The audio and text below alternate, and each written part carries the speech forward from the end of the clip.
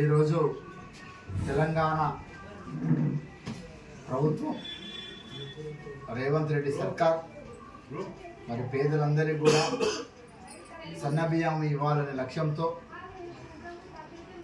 నిన్న ఉగాది రోజు ప్రారంభించడం జరిగింది. గౌరవ ముఖ్యమంత్రి రేవంత్ రెడ్డి గారు రాష్ట్ర వ్యాప్తంగా నిరుపేద కుటుంబాలు ఎవరైతే అర్హులు ఉన్నారో వాళ్ళందరికీ కూడా సన్నబియ్యం ఈ నెల నుండి ఇవ్వడం జరుగుతూ ఉంది ఉగాది కానుకగా.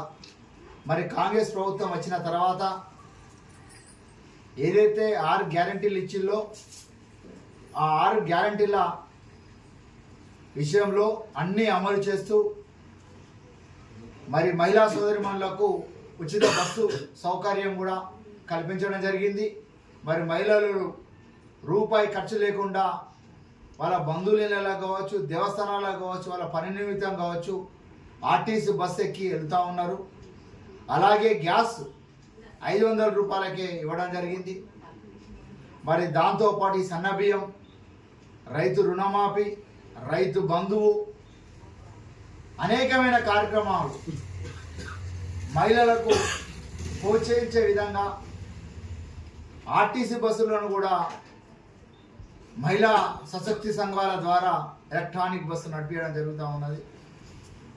మరి ప్రభుత్వం ఎప్పుడైనా కూడా కాంగ్రెస్ ప్రభుత్వం ఏ మాటిస్తే ఆ మాటను తప్పకుండా నిలుపుకుంటుంది. గతంలో కూడా ఈ తెలంగాణ రాష్ట్రం రాకముందు తెలంగాణ రాష్ట్రం ఇస్తామని మాటిచ్చింది. ఇలా రాష్ట్రాన్ని మనకు అందజేసిన గొప్ప పార్టీ ఏదైనా ఉన్నదంటే ఈ దేశంలో కాంగ్రెస్ పార్టీ.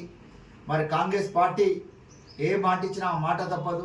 కాంగ్రెస్ పార్టీని నమ్మండి, కాంగ్రెస్ పార్టీని ఆదరించండి, కాంగ్రెస్ పార్టీని దీవించాలని మరి ఒకసారి రేవంత్ రెడ్డి గారికి, మరి మంత్రివర్గాలకు, మంత్రులకు, ఎమ్మెల్యేలకు ఈ పక్షాన మా జమ్మికుంట కొత్తపల్లి ఏరియా పక్షాన కాంగ్రెస్ ప్రభుత్వానికి ధన్యవాదాలు తెలియజేస్తా ఉన్నాం.